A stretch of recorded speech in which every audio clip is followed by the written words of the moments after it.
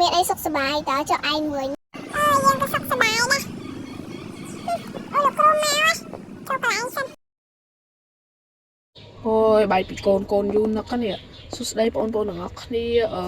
ថ្ងៃនេះលោកគ្រូមកវិញជាថ្ងៃបើកប្រវេសនការថ្មីឥឡូវកូនកូនគាត់មេរៀននៅលើកណ្ដាលខៀននេះទៅអាងលោកគ្រូប្រញាប់ទៅប្រជុំអីចឹងទៅគាត់ហើយបងប្អូនអាចទៅញ៉ាំអីបាន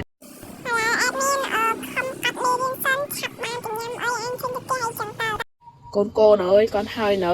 អាងលោកគ្រូបញ្យលបងប្អូនអាចចេញសម្រាប់បានលោកគ្រូបញ្យលមេរៀនហើយយល់អត់នៅយល់ហើយលោកគ្រូយល់ហើយលោកគ្រូបងប្អូនអរគ្នាមកខ្ញុំសុំអ្នកលេងទូរស័ព្ទអ្នកដេកអីចឹងទៅតែធៀបបាត់អត់ហើយណាចេញទៅក្រៅអស់ហើយគាត់តាណាទៅទិញអីញ៉ាំមក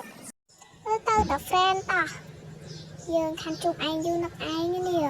ហើយយ៉ាងណាតែអត់ទៅសុខយើងតែណាប់ឯងណាទិញអីញ៉ាំមកពេលគ្នាអីលោកសិនអូអីសាក់ឡើងទៅលើយើងទៅទិញតែក្រូចផឹកតោះឯងបានបាយរុំស្រាយមកពីណាយកអត់ឃើញឯងទិញផងខ្ញុំទិញខាងម៉ាក់ហ្នឹងណាញ៉ាំលឿនពួកឯងចូលថ្នាក់ទៅទៅញ៉ាំហើយឯងចូលថ្នាក់ប៉ានេះយើងញ៉ាំហើយតើបាទតែឯងទៅកន្លែងទៅអង្គុយក្រៅយើងហ្មងទៅ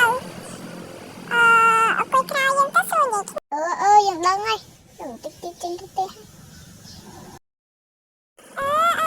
កុំស្អីនិយាយគ្នាច្រើនពេកយើងលោកគ្រូណាតោះបងប្អូនអាចទៅផ្ទះបានបាយ